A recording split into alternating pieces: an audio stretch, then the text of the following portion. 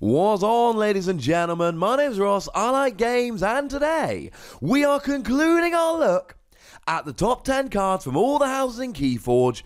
We're looking at Shadows. I've done the other 6 houses. I will pop links in the description. Please tell me I haven't miscalculated. Today, it's Shadows. Why did I leave Shadows till last? I didn't exactly make some big schedule. I just did them as I saw fit. I like Shadows.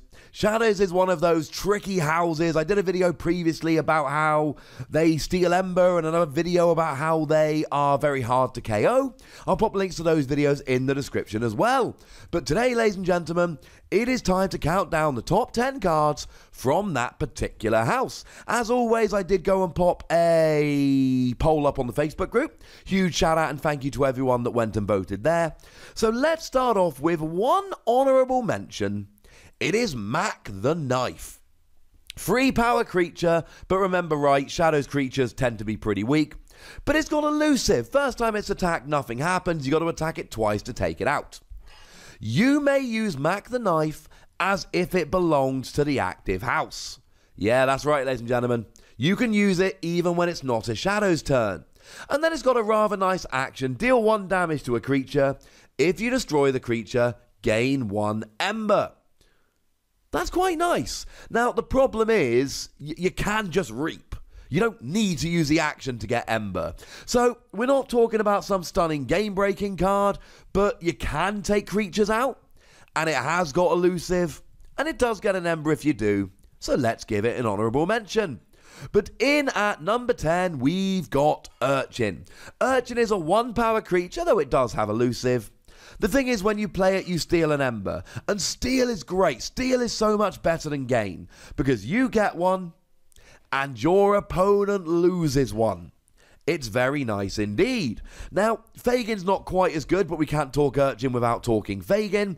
Fagin has got a lovely little skill, whereby when you reap, you return an URCHIN from play or your discard pile to your hand. And I know you don't always get Fagin in every deck where you get URCHIN, but in any deck where you have a Fagin as well, URCHIN becomes even better. But cheeky stealing, good. And then you got this great creature that either you reap with it, or your opponent destroys it, but then hopefully you can then run out of deck, shuffle your discard back into your deck, and then play it again to steal more Ember. In at number 9, we've got SNEKLIFTER. I like SNEKLIFTER, mostly because I have many Sneks at home. 2-power creature, and one of the few creatures in Shadows that has neither elusive nor skirmish to help protect it. Which means if we're going to be playing this, it better have a pretty gosh darn good skill, and it does. When you play it, you take control of an enemy artifact.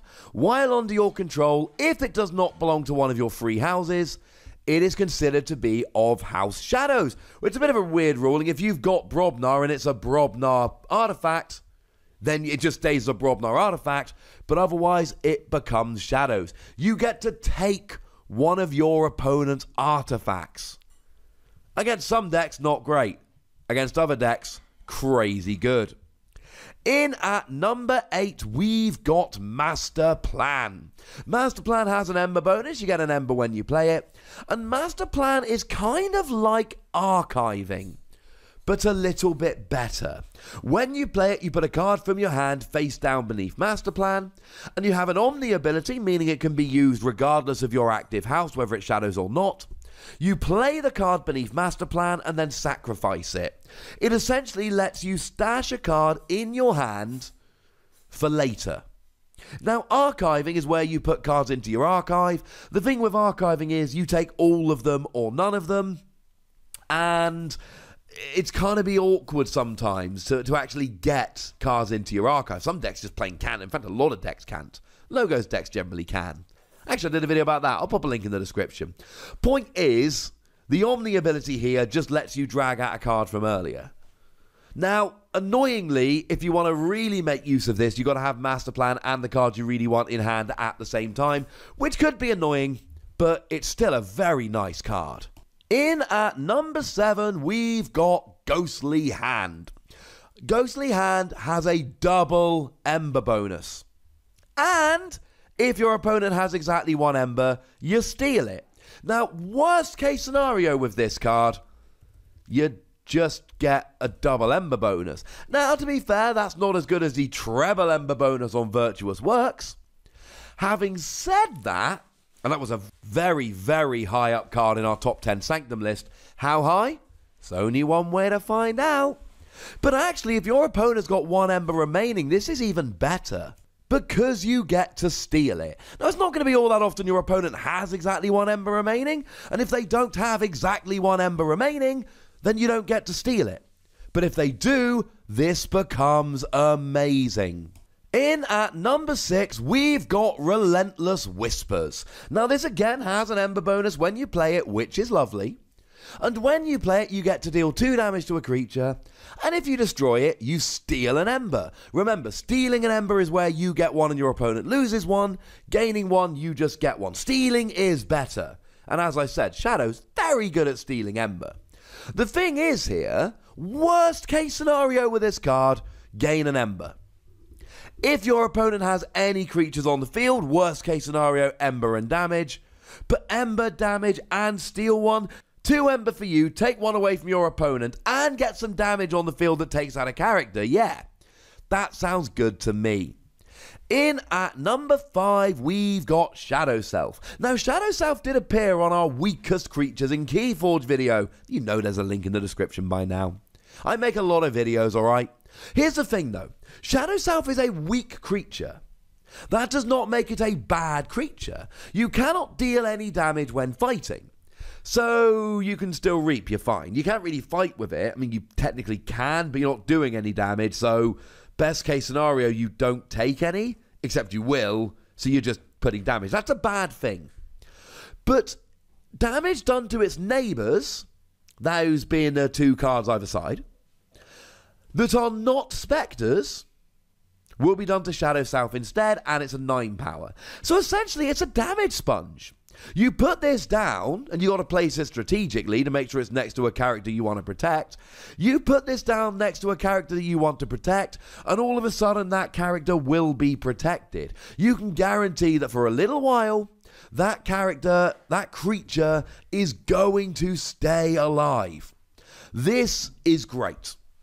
And then when it goes down, you just wait till you run out of deck, shuffle your discard pile into your deck, and then it's back to go again. It is a great damage sponge. In at number 4, I'm cheating a little bit for this one. It's Bad Penny and Seeker Needle. Bad Penny is a 1 power creature without elusive and without skirmish. It's exceptionally weak. But when it's destroyed, it goes back to your hand. Now, that in and of itself is not amazing. Although it is good, the problem is if your opponent just keeps taking it out, then it keeps going down exhausted and you don't get to reap. You can't really attack with this. So you're not really doing much. But Bad Penny is not a traditional character where you play it down and reap or fight. It is a character for crazy combos, and the best combo is Seeker Needle. Seeker Needle is an artifact, and the action says that you deal 1 damage to a creature, and if this damage destroys a creature, you gain an ember. So use it to destroy Bad Penny and gain an ember. And then Bad Penny goes in your hand so you can play her down again, and then you Seeker Needle to destroy her. And it's not like it needs to be active to be destroyed, so you can just play it down, destroy it. Yay, I get an ember. Worst case scenario, you put it down, your opponent destroys it, it goes in your hand. Next turn, Bad Penny, Seeker Needle. Yay, ember. It basically forces your opponent to either purge Bad Penny or get rid of your Seeker Needle, and if they're not able to do either of them, it's a free ember every turn. Now, Seeker Needle's not just good for Bad Penny. You can use this to destroy one of your opponent's creatures. Finish them off, or take them out if they're a 1 power creature. I'm not saying that these two exist together, but I am saying they are way better when they do. In at number 3, Too Much to Protect. Now, this gives you an ember bonus when you play it, and you steal all but 6 of your opponent's ember. Now, those of you that have been paying attention to the basic rules of the game may have noticed that leaving your opponent with 6 ember will still allow them to forge a key on the forge a key part of their turn. But remember, ladies and gentlemen, we're playing shadows, and shadows are good at stealing ember. So the ideal situation is you play too much to protect, you get an ember. You put your opponent down to 6 ember, they can still forge a key. But you use something like Relentless Whispers to steal an ember. Or you use something like an Urchin to steal an ember. And as long as you can steal 1 ember after playing it, you stop your opponent forging a key. One of the characteristics of decks that I have found that makes decks better than others is the ability to go, oh no you don't, when your opponent's ready to forge a key. And too much to protect is a great way of stopping your opponent forging a key. Every turn you stop your opponent forging means that they take 1 more turn to win the game, which gives you 1 more turn to win the game. But 1 and 2 really were, from the Facebook poll, 1 and 2 really were just a little bit higher than the rest. In at number 2, which had about 50% more votes than anything else but 1, we have got Miasma. Now, good news, there's an ember bonus. Better news, your opponent skips the forge a key step on their next turn. So you get an ember and your opponent's not allowed to forge a key next turn. I just got done telling you how great it is to stop your opponent forging. This really is a silver bullet. It is, I don't care how much ember you've got. I don't care what other cards I've got in play or in my hand. You don't forge a key. Ha ha ha. Ha ha ha ha. Ha ha ha ha ha. It is a great, great card. The only real downside is you may end up having to play it for the ember bonus when your opponent couldn't forge a key anyway. When that is the worst thing about a card, you need it out your hand so you can draw more, so you only get an ember bonus. That's really not too bad.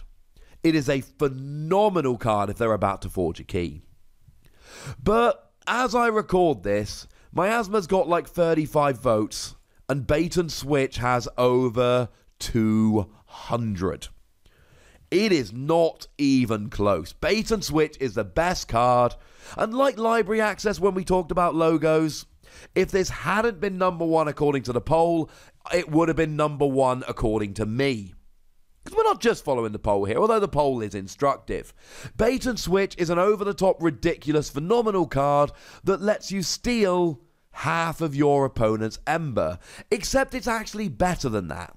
If they've got more ember than you, you keep stealing until they don't. So if they've got an even number of ember, you split it. So if they've got 8 ember, you end up with 4 each. But if they've got an odd number, you end up with 1 more than them. If they've got 9 ember, they keep 4 and you end up with 5. That doesn't seem fair. This is one of the most redonkulously broken cards in the game, because your opponent goes down playing ember bonus cards, reaping, really using their deck to the fullest advantage to end up with 13 ember, and then you go, hey, I'll have 7 and you can end up with 6. That seems a little bit unfair. Bait and Switch is a redonk card, ladies and gentlemen. The good news is it is a common, so it does feature in a whole bunch of different decks. And then, of course, let's not forget that if you can bring them down to fewer than 6 ember, oh look, now they're not forging a key. You need to be able to stop your opponent forging keys when they're about to forge keys. Shadows clearly are the best ones at this, but I tell you what, ladies and gentlemen, there isn't a card in the entire house which is better. Or maybe there is, in your opinion. Let me know in the comment section. Go nuts! But do remember the most important rule as always. Be nice, would ya? Tell me your stories, ladies and gentlemen. Tell me which of these cards you've got in decks. Keyforge, because of the unique deck nature, leads to stories. I want to hear them. And then make sure you like this video, subscribe to this channel, and follow me on Twitter at the Wossy, where we can talk about Keyforge and other games. But by far the most important thing, as always, is to look after yourselves until next time. Thank you very much for watching. My name's Ross, and you've been watching Wossy Plays.